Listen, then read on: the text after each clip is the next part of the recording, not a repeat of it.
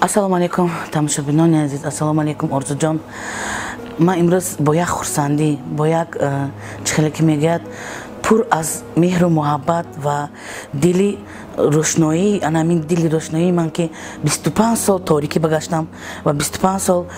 چخلی که میگن در زیقی بودم که خانه ندارم و زیست ندارم. امروز خرسند هستم، امروز خرسندترینی جهان هستم، گمان خطا نمیکنم، چون که مشکلی من امروز پسی سر شد. من میخواستم شخصا از نام خودم، از نام اهل عائلم با تمامی مهاجران و تمامی که آدمانی که به من سهم خود را رساندم و کارت ملی که من گذاشتم پول گذراندن و باور کنید هر یکی آدمانی که به من پول گذراندن من فقط دعا میکردم که الهی 10,000 گرداند از خداوند برکاتشون عطیت گفته. و در کارت من 11,000 زیادتر پول جمع شدگی بود، 11,000 سامان. من باور کنید با این پول البته من خانه خریده نمیتونستم، بسیار زیق شدم که باید چیکار کنم و باور کنید همین دعای به فکرم مردمی ما، دعای مخلصان من، دعای پدر و مادر من که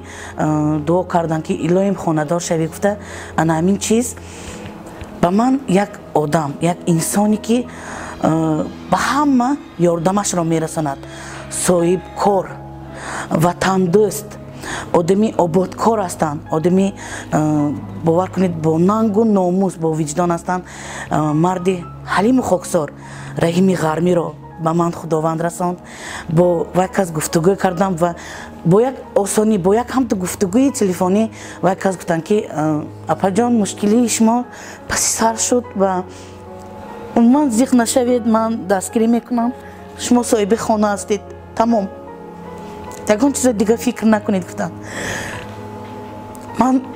باور کنید باور کردگیم نه همین چیز بیو. من گفتم نخود که میخیل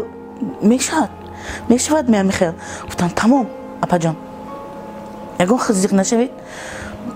همین مبانی 2 روز ده شما صاحب خانه میشوید و همین خیل شد. من از نام خودم، از نام اهل عائلم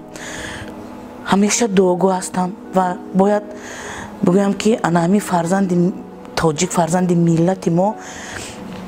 چخیل که پدر و مادرشون تربیت کردن، الهیم ارزو حواسی بچه کاشون بینن، الهیم در دل چی نیت داشته باشن خداوند کریم الهیم رساند، همیشه آباد باشن، خاک اگران زار گردد و من